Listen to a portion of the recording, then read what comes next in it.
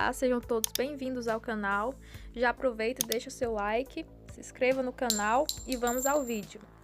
E nos próximos capítulos da novela Laços de Família, Alma chega à clínica de Helena e pede que ela saia da vida de Edu. Mas a dona da Naturals garante que nada de sério aconteceu entre eles. Laerte tranquiliza Viriato. E enquanto isso, Edu chega na clínica e Helena dá um jeito da tia e do sobrinho não se encontrarem. O jovem confessa-se perdidamente apaixonado e insiste em um encontro.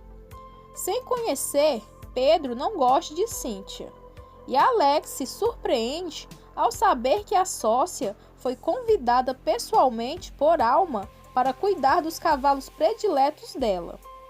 Iris quase joga o cavalo em cima de Ingrid. E Alessio se aborrece ao quebrar um porta-retratos com uma foto de Pedro e Helena aos 20 anos.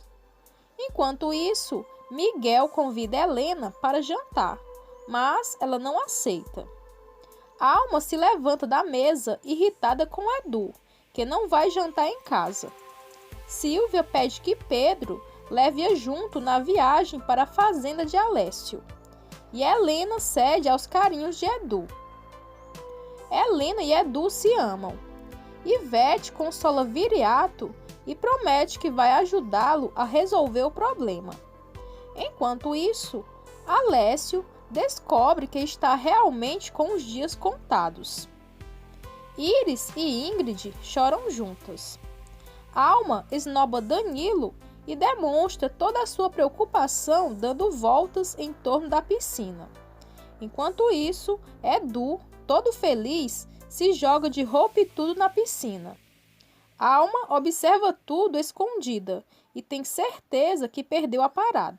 Helena teme que os filhos saibam a verdade sobre o pai, que vivia cercado de bandidos e foi assassinado. Alma invade o box onde Edu toma banho, só para dar uma bronca nele. Começa a festa. Alma recebe Miguel e Cissa procura por Edu. Enquanto isso, Pedro olha disfarçadamente para Cíntia. Edu e Helena correm pela areia da praia vestidos de branco.